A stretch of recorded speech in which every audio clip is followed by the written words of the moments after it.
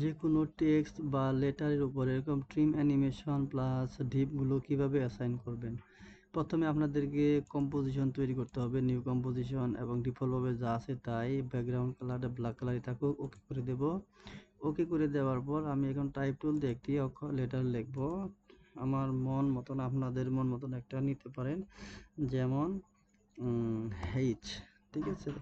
এইচটা এখানে আমার ফিল কালারটা অফ করে রাখা আছে, এই যেখানে ডান পাশে আমার ফিল কালারটা আমি চেক মার্ক দিয়ে এনে দিকে আমার কিন্তু ফিল কালারটা ছিল না, আমি ফিল কালারটা আমি অফ করে রেখে আমার লাগবে না, শুধু আমার স্ট্রোকটা লাগবে। এখন এইচটা সিলেক্ট রাখা অবস্থায় মাউসের রাইট ক্লিক থেকে ক্রিয়েট শেপ ফ্রম টেক্সট।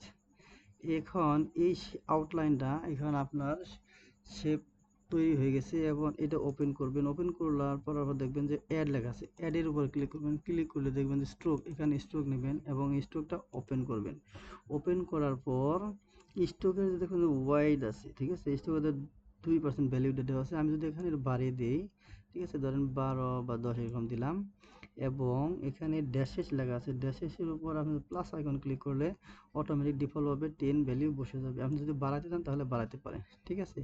এবং এখানে যে আমার স্ট্রোকটা আছে, স্ট্রোকের ওয়াইডটা এই যে দেখবেন শেপের যে স্ট্রোক, সেটার এই যে প্রপার্টিজ এখানে যে স্ট্রোক ওয়াইড 10 দেওয়া আছে, এটা যদি আমি কমিয়ে দিই, ঠিক আছে, 0 করে দিলাম, আমার লাগবে না, আমি 0 করে দিলাম, ঠিক আছে।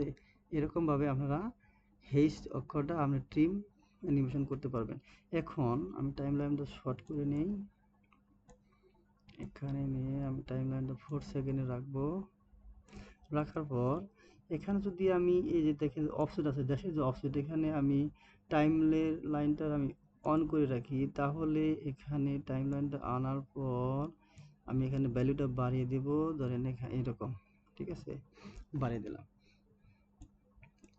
আমি এখন অন করে দেখি আমার অ্যানিমেশনটা কীরকম আসে, এরকম অ্যানিমেশনটা চলে আসবে।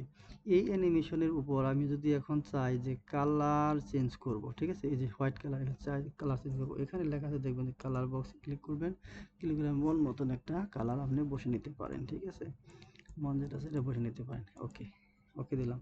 ওকে দেওয়ার পর এখানে যদি আমি এই শেপের উপর আমি একটা গ্লো অ্যাসাইন করবো, ডিপগুলো, অবশ্যই আপনাকে ডিপগুলোর যে প্লাগইনটা ইনস্টল করে নিতে হবে। ডিপগুলো প্লাগইনটা আপনার ধরে এখানে শুধু শেপের উপর ছেড়ে দিবেন, শেপে ছেড়ে দেওয়ার পর এরকম গ্লোটা চলে আসবে।